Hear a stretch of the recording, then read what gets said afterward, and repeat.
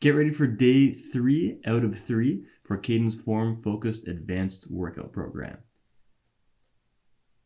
The first exercise is an active straight leg raise. We love these guys. They're good for core activation and they help if you have tight hamstrings. Now you have to do these properly.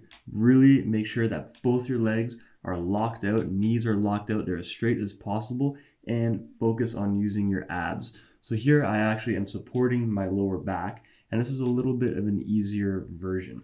The harder version would be moving your hands away and trying to flatten your lower back. So here I'm also doing 10-second eccentric, so 10 seconds on the way down, and you want to be feeling it in the abs. You'll feel your hip flexors a little bit too, but if you're feeling your lower back, it means that this exercise is a little too hard, and I would recommend reaching out to one of us at Clearcut Fitness for some tips on how to either do it better or find a different regression that suits you better. So second up here is single arm dumbbell rows. So you get into your split stance. Basically you lunge forward and your arm goes straight down. You can see my arm goes all the way down and then comes up. And my back is straight. I'm rowing right back. I'm not twisting my lower back to get that weight up, and I'm not going too fast. We're controlling the tempo here. And we're doing 8 reps each side. Here you get a little front view of what it should look like so that you can tell that I'm not twisting my body at all. I'm pretty squared up.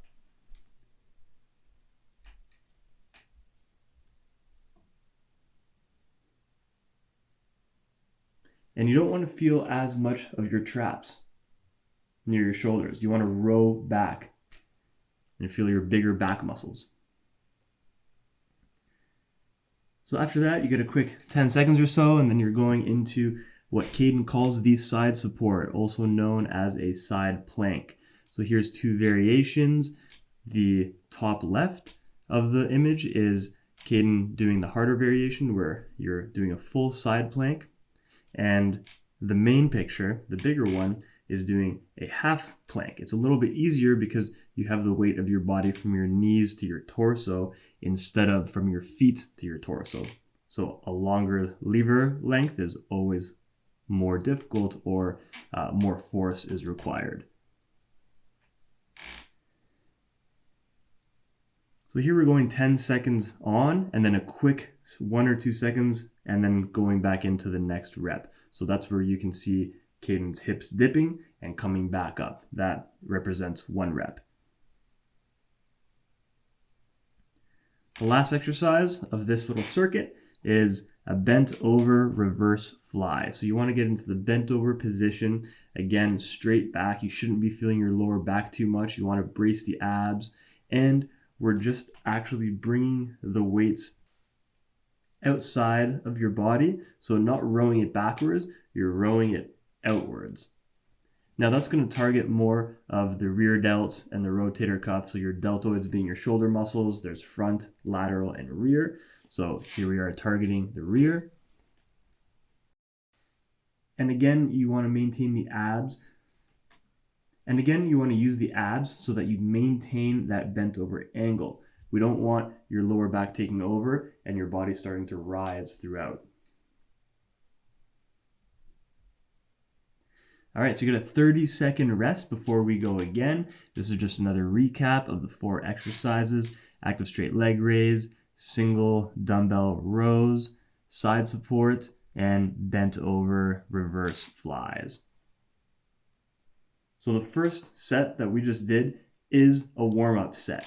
So you can either use lighter weights or just do less reps and really focus on the form and feeling the right muscles. Now we're going to go in to the actual working set. So now that it's the working set, we're going to focus on working the right muscles, doing the right form that we just practiced in the warm-up, and getting all of the prescribed reps. So again, we really want those legs to be as high as they can and as straight and locked out as they can be as well. Now you'll notice that my leg doesn't go all the way down to the ground. That's because for me personally, if I do that, then I'll start to feel a little bit of my lower back. So that actually just means that I need to strengthen my abs a little bit more. So I don't want you guys to stress yourself and try and bring your leg all the way down if you can't do it properly. If you can, amazing. That's a good sign that you're getting stronger and you're doing the exercise properly. If not, just work within your means of your range of motion. So next we're going right into the single arm dumbbell rows once again.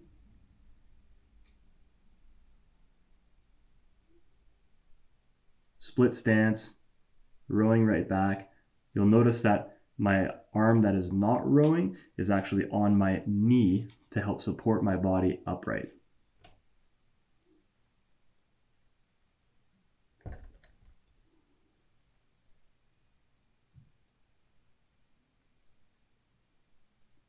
And here we are, switching sides. It doesn't really matter which side you do first, but it's usually better to do the weaker side first if you have one.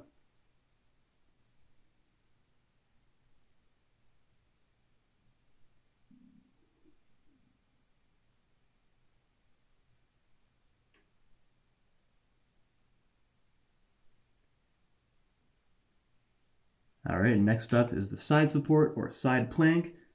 So we're going for roughly 10 seconds and 3 reps each side. For the sake of filming, we actually just did all 6 reps on one side so we can show you the proper angle. However, what I want you to do is after 3 reps, flip over to the other side and perform another 3 reps. And this you want to feel your obliques, which is the side of your abs.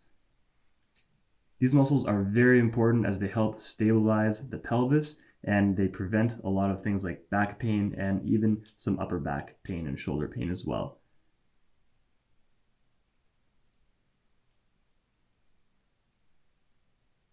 This version is slightly hyperextended, meaning that we're squeezing hard and we're not just going to a straight body angle, we're going a little bit beyond that so we can fully contract the obliques. If that position bothers you, you don't have to go all the way. And last but not least, once again, the bent over reverse flies. So we're actually going to pause these for a second at the top. Now this is really important because there are some exercises, and this happens to be one of them, where it's easy for you to use momentum and for momentum to take over and help you out a lot. By pausing it at the top, we're breaking the momentum and we're forcing your muscles to work harder to actually hold yourself up. This makes a huge difference in some exercises, especially this one. The reason being is because when you're at the bottom, it's really easy to just use the elastic energy in your muscles, whip it back up, push it against gravity, and then let gravity bring it back down. So we don't really want that. All right, so you have one more set to go. As you can see, coming up is set 3 out of 3 of this circuit. Now, this one, I'm not going to talk. I just want you to focus within yourself. If you have music going on in the background, that's awesome. Just focus on getting the exercises done properly and getting the right amount of reps. Now, don't be afraid to take a couple seconds in between each exercise as well. You want to set up properly and you want to catch your breath as well.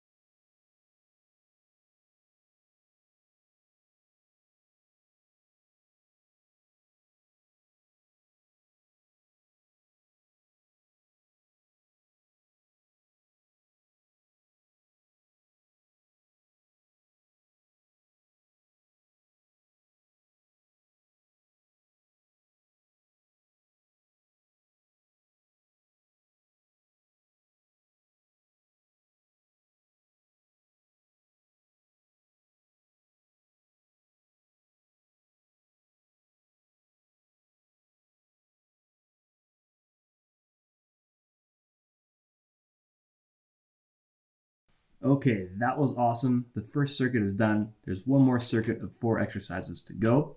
We've got single leg Romanian deadlifts. We've got standing hinged reverse dumbbell curls. We've got floor press to dumbbell pullover. And we've got paused squat to full can combo. The warm-up set, your first set, is coming up, and I will explain how to do these exercises. First off is your single leg Romanian deadlift. So this might be the hardest one, and that's why we're doing it first. You want your stabilizer muscles to not be tired and to work properly, because it's actually pretty hard to stabilize yourself and not wobble. So what you're going to do is just kick the leg back. You can see there's pretty much a straight line from Kayden's leg to his body, and that's what we want. So he's focusing on the front leg, the lead leg, the leg that's on the ground. We're focusing on the hips, the hamstrings, the glutes. You want to feel the stretch at the bottom of those, and you see that his arms aren't moving too much. He's maintaining tightness by actually pinning his shoulder blades back and just focusing on hinging at the hips. Now, it also helps a lot if you focus your eyes on one target. It helps with balance, it helps with stability, and single leg stuff is always good to work on. It has a really good carryover to real life, and it works the stabilizer muscles better than just doing a bilateral like a squat. Now we've got standing hinged reverse dumbbell curl. So you have both angles here, from the front and from the side. Now the hinge is so that we can get a full squeeze at the top of that range of motion. Now a lot of people tend to work regular bicep curls where your palms are facing up, but it's always good to work the agonist and antagonist muscles, so the opposing muscle groups. You end up working the forearms a little bit more if you actually have a palms down grip, and that's what we're doing there. So here you get a couple seconds to focus on switching over to the floor press. Floor press to dumbbell pullover. It's a combo exercise. So what we're going to do here is lay down on your back, hold the dumbbell sideways like so. The first part is the press up, and the second part is the pullover. So you want to pull overhead, get that big stretch, and then you come back down and do a press. So the press portion works, you're pressing muscles, triceps, a little bit of chest, front delt, which is your shoulder, and then the second part is actually the opposing muscle group. It's a lot of your stabilizers in your rotator cuff, and it's also your lats, which are pretty much the biggest muscle group in your back.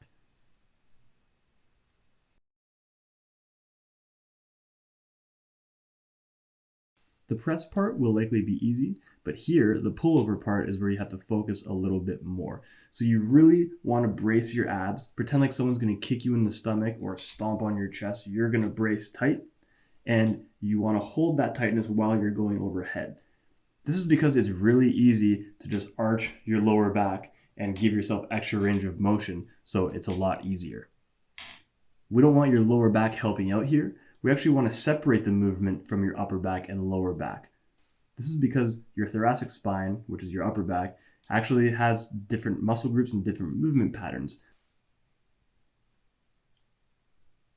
Some people that have lower back pain or joint issues actually use their lower back for too many things, and they end up using it to help your upper back if your upper back isn't strong or if it's immobile. So learning how to separate the movement of your arms and your rib cage and your lower back are important to longevity, mobility, and health, especially in your joints and the way you move.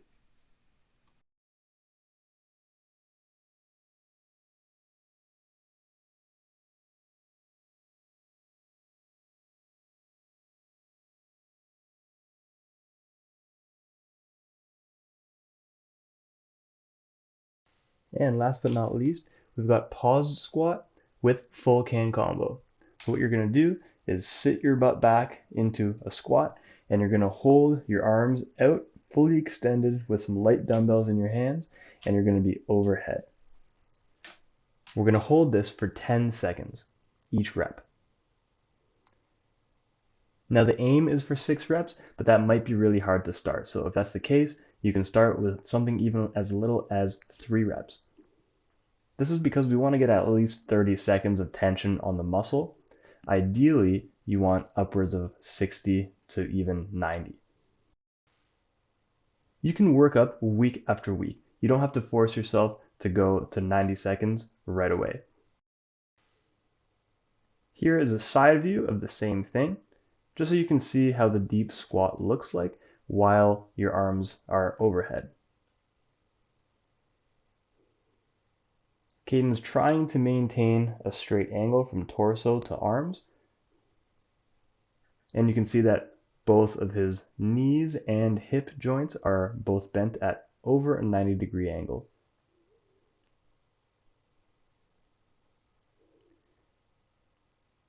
Now again, the 10-second pause is really hard, so you can even split this up. You can do 5 seconds with the weight and then lower the weight for the other 5 seconds. Or you can do them body weight to start.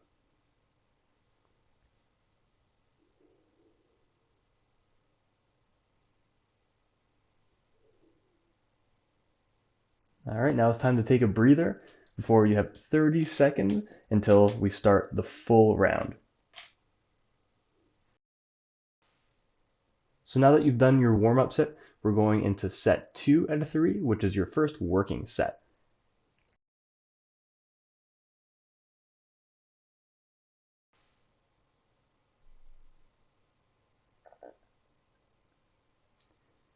Now this is where the real workout starts, and you're going to focus more on getting the reps in, getting the right muscles going, and actually pushing yourself here.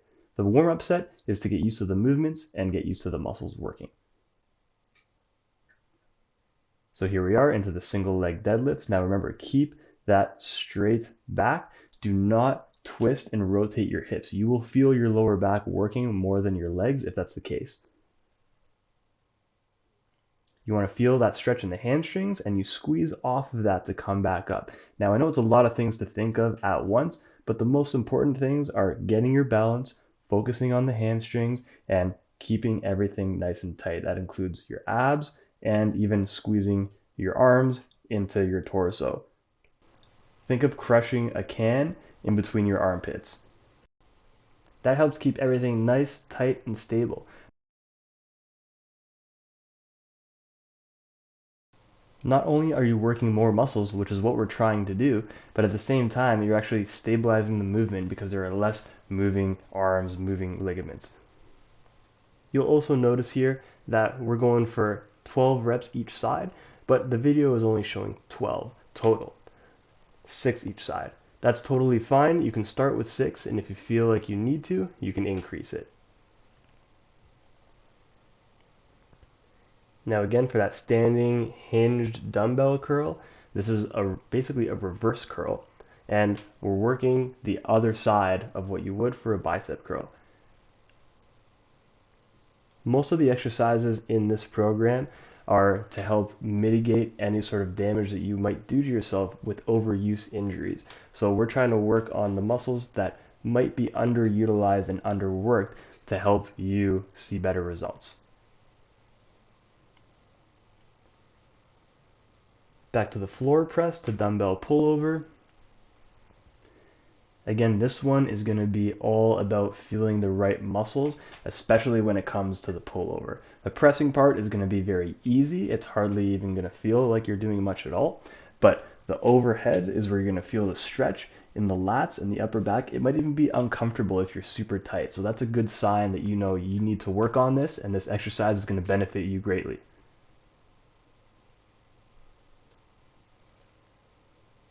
That's the press, and here we go into the overhead.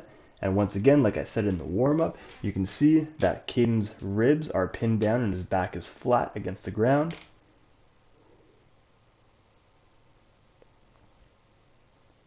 Super important to doing this exercise properly. We want the movement coming from the arms and the upper back, not from your lower back compensating and lifting up.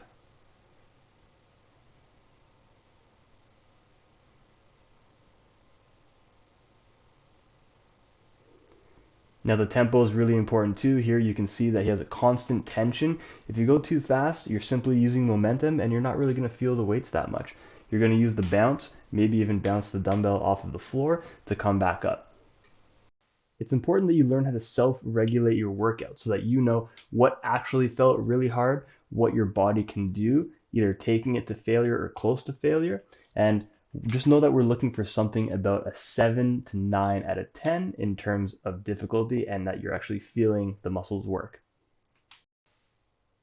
After all, your body doesn't know how many reps it did. If you're trying to get through it as quick as you can, you're doing less work and less of a favor to yourself by cheating these reps. We want tension on the muscle, focus, and that's how you get the best results. So this is a steady tempo from Kayden. You can think of about 1 to 2 seconds on the way up and about 3 or 4 seconds on the way down.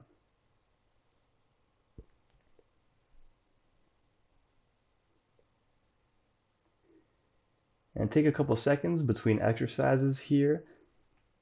Catch your breath. It's the last one of the circuit. Again, the pause squat with the full can combo. So this is just a full body isometric exercise. It's pretty hard. There's a lot of things to focus on, but once you get comfortable with your deep squat position, you'll only have to focus on keeping your upper back and your arms and your shoulders stable. This is proof that even a simple overhead isometric exercise can be pretty taxing on your entire body, even mentally.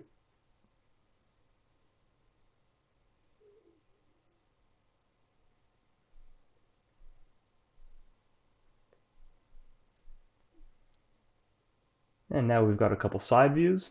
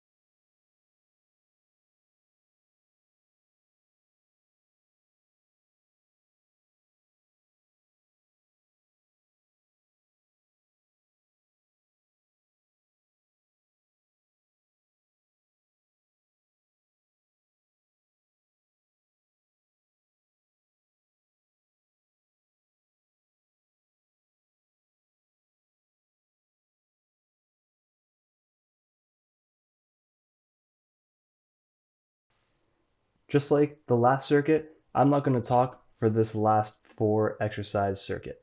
I want you to just focus, get the work done on your own, pay attention to your body, pay attention to the movements, pay attention to the muscles. Doing 4 exercises back to back turns this circuit into some aerobic exercise as well. Aerobic meaning cardio. So if you're huffing and puffing and panting, that's fine. Take a second to catch your breath a little bit between exercises. Part of the purpose of a circuit is to elevate that heart rate, so you don't want to wait for it to go all the way back down to resting, but at the same time, just focus on being able to do the exercises properly.